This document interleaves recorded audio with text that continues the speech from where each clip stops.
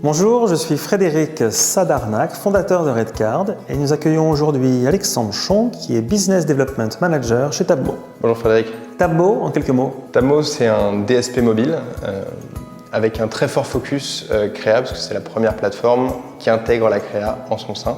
Et on accompagne nos clients qui sont des agences, des trading desks et des annonceurs. Et toi, là-bas, qu'est-ce que tu fais? Moi, je m'occupe de la coordination opérationnelle des activités à l'étranger.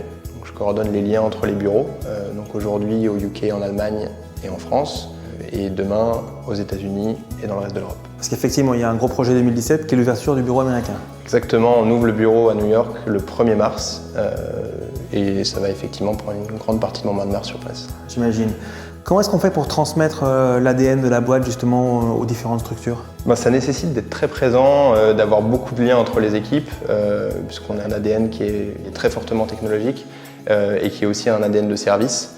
Et c'est pour ça que autant sur le recrutement et autant sur les liens entre les bureaux, on a besoin d'être très présent pour être sûr que cet ADN est transmis entre les bureaux.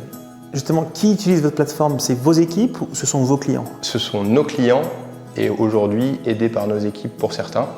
Puisqu'on a la volonté de faire monter tout le monde en compétences, notamment avec la création de Hawk University, qui est un programme de certification et de formation pour les clients, trading desk, agences et annonceurs, pour leur permettre d'être en autonomie au plus vite. D'accord, Hawk University, parce que dedans il y a le nom de... Il y a le nom de la plateforme, exactement. Le DSP s'appelle Hawk et c'est un DSP qui est self-service. D'accord. 2017, donc on a compris qu'il y avait un gros challenge par rapport à l'ouverture des bureaux, mais quoi d'autre?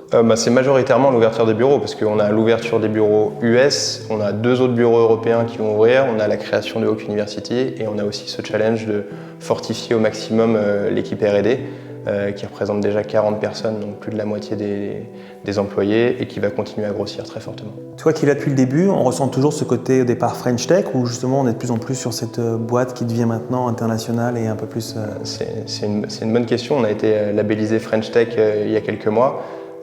C'est évident que la société a beaucoup changé depuis mon arrivée il y a 3 ans.